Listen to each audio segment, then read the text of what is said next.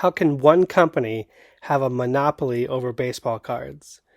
That's what you, our viewers, have told us after watching some of our most popular videos on the history of baseball cards and the history of Topps, Upper Deck, Fleer, Score, and so forth. In fact, some of the comments we see here are that nothing good could come out of a monopoly and that there's going to be zero value in buying the Fanatics Monopoly baseball card packs or boxes. And I happen to agree with the sentiment, which is, I think when there's competition, then we as the consumer get better products at a better price. Then when there's a monopoly, there's less incentive for the company to innovate, and they can charge more for their products because there's inherently no competition. So how do we get here? Well, in August of 2021, just one day before Topps was essentially going to be sold into a SPAC merger that valued Topps at $1.1 billion, the Major League Baseball Players Union sent an internal memo that shocked the sports cards industry when they informed members that Fanatics, not Topps, would become the exclusive licensee for baseball cards starting in the year 2025. How did this happen?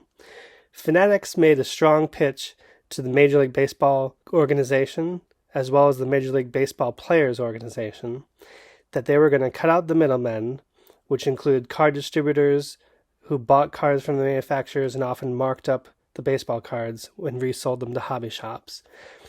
And that by selling direct, the leagues and players would make more money from the sale of cards, and the hobby shops in theory would pay lower prices. And then there's a kicker, where Fanatics also promised Major League Baseball to make money off of the resale of cards through live streams and sales and auctions on Fanatics' own marketplace. So what happened? Topps was later forced to sell to Fanatics for only $500 million, less than half what they were valued just a couple years earlier, because they could no longer have a license to sell baseball cards. So now Panini has sued Fanatics. In Panini's lawsuit, which was filed in August of 2023 in Florida, Panini accuses Fanatics of monopolizing the sports card market and claims that Fanatics used exclusive contracts through the major leagues of the NFL, Major League Baseball, and the NBA to prevent fair competition. These contracts also lasted for 15 to 20 years, so they allege that it's going to shut Panini out of the market without an open bidding process for competition. As one other detail in here, Panini also accuses Fanatics of poaching its employees and illegally obtaining trade secrets that Panini had. Now, these deals began to take effect in 2022, granting Fanatics the sole right to manufacture official trading cards for these leagues once the current contracts with Panini were set to expire. So, for example, Panini's NFL license was going to end in 2025, but NBA was going to end in 2026 and so forth. So these really long-term exclusivity agreements can lead to market monopolization, which is basically the key point of Panini's antitrust lawsuit and allegations. And as a reminder, if you've seen our videos on the history of baseball cards or the history of Topps, we have been here before. In 1965, Fleer sued Topps because of its monopoly of exclusive contracts with Major League Baseball players for baseball cards. And although Fleer won that case and had the opportunity to sell baseball cards with other small value items that wouldn't be bubblegum but maybe stickers or so forth, Fleer did not choose to follow up on that, and they sold their contracts to Topps, and Topps did have about 25 years of a monopoly until 1980, when Fleer again sued Topps and won and effectively ended the monopoly. Now, ultimately, Fleer and Donruss did have to put different products in their packs of cards instead of bubblegum, so they did put stickers on those puzzle pieces and so forth. But what has changed now to cause Panini to finally sue Fanatics? Well, as we mentioned, Panini was going to lose their rights to NBA and NFL trading cards in 2025 and 2026. But in August of 2023, the NFL Players Association decided to terminate its contract with Panini, allowing Fanatics to begin producing football cards 3 years earlier.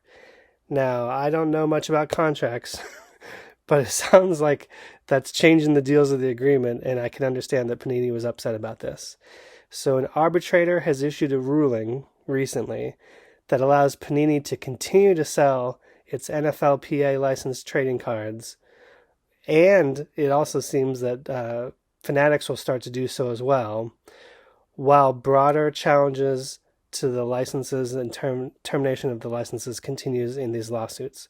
So it's a temporary ruling while all these court cases work their way through. So what happens next? Well, one thing we do know is that Fanatics almost immediately countersued Panini. Just days after Panini filed their lawsuit, Fanatics filed a counter lawsuit in the state of New York.